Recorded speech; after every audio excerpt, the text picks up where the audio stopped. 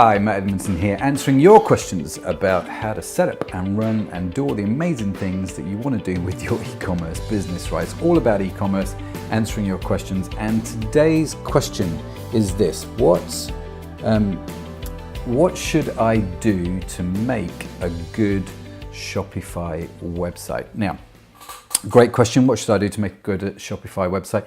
If you don't know, Shopify is a fantastic platform to build your e-commerce websites on. If you don't know what I'm talking about, click the link. You'll go to the website and you'll see all kinds of cool stuff. But I strongly recommend you use Shopify if you're starting out in the sunny world of e-commerce. And if you're going to go down that road, how do you make a good Shopify website? Indeed, what are the elements for a great e-commerce website? There are obviously lots of things that you can do to make a good e-commerce website. So what are some of the key things? Well, the first one is, when I talk to people wanting to do e-commerce, and you understand what product it is you want to sell, you've got to understand fundamentally who the person is that you are selling to. Who is your customer? And that needs to be clear to anybody visiting your website subconsciously within a matter of microseconds, okay? They need to get it. They need to know and understand that.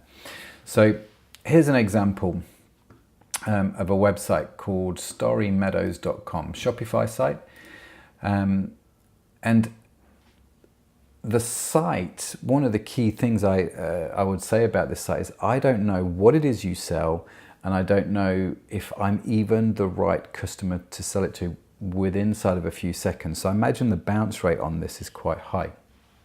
Now, when we spent a bit of time looking at this site and started to understand what it was, okay, well, you're selling clothing, okay? And it says here, not just another bookish shop. And so we couldn't quite make the link. It started to become a little bit confusing. So what we've come to realize is actually the designs on the clothes are all related to books or reading as your main theme, which is cool, but that's not clear in this section, and it totally needs to be. So I would have here in my hero section a picture of your typical kind of customer, or even you as the founder wearing one of your products. And I'd probably put a headline on there like "Get clothing inspired by your favorite books," or something like that, to make it instantly obvious what it is that you're selling. And then have a clear call to action which says "Buy now." And we noticed on one of the images here that a portion of every item sold will go to the pajama program, which is obviously some kind of charity.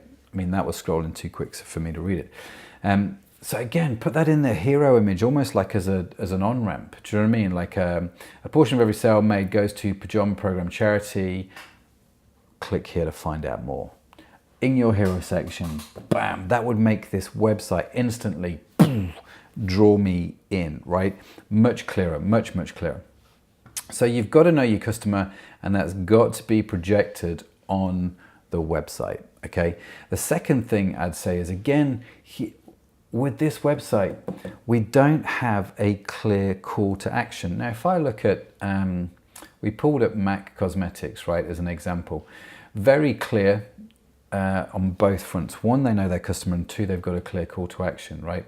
So look at the different, we've got 3 images here, 3 different ladies, all different skin types. Okay, so they understand the skin types of their various different customers, and that's what they're focusing on here, right? We have a clear shop link, so let's click on that. I appreciate I am not their target customer because these are pictures of females, and that is not me, which is fine, but we appreciate the skill in which MAC have done this. They've obviously invested a lot of money in their website, so we can learn from that, right? And again, I've come to a product page and I scroll through some of the images, and look, we have them show me what that lipstick is going to look like on various different skin types, so I can get a good idea for myself, if I was going to wear that lipstick, what it would look like, okay? So 2 things they have. 1, they know their customer. They've made it easy for their customer to see themselves with that product. And 2, they have very clear call to actions, right? So you notice here we've got the add to bag. Very clear, okay? This was another site we were given, Story Lane. Wanderlust jewelry made with a minimalist vibe is what it says here in the subheading. And there, but what I would say here on this website is, again, I don't get the picture of the plane. I'm looking at this on a big screen, so not everybody's going to see the jewelry, right? Now, in your hero section, again, have big clear image of your customer wearing the jewelry, right? But the thing that I wanted to point out here is, look at their main call to action. Read our story. Here's a fundamental thing. People genuinely, they'll be polite, but they don't care about your story more than they care about their own story. So you have to show them how you're going to benefit them, how you're going to change their life, how you're going to rock their world, before you start talking to them about your story. And save that for your About page. Now, your About Us page will be one of your most visited pages on your website, believe it or not. But customers know to go looking for it, and they click on that. Let them do that. Your main call to action in your hero image is not about you, it's about the customer. So something in there which would be, a picture of somebody wearing one of the necklaces with a clear call to action saying, buy it now, would make much more sense to me, rather than read our story. So have a clear call to action. So number one, understand your customer. Number two, clear call to action. And number three, which maybe should have been number one, they're all just as important as each other, but do not be confusing. Let me show you this. Look at this website. How confusing is that? You just don't know where to look. It is all over the place. But then when I compare that, these guys sell everything, it seems, but they also sell bikes. Look at this, a much more calming website. This is the Ampler Bike electric bike site, which I really like. The guys have done a great job with that website. So you've got to keep it simple. It's got to make sense for your customers. Don't be confusing. Don't bombard them with a whole bunch of stuff.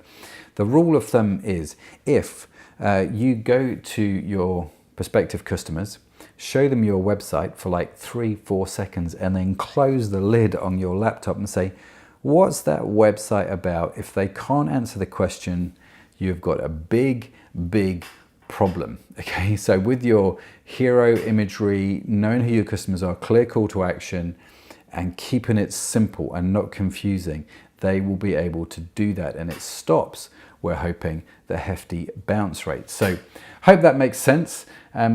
There are three key things that I would definitely be looking at on how to make a great Shopify site. Now, as I said, there are hundreds of ways to answer this question. And the good news is we have an online course called eCommerce Mastery, where we go into this question so much.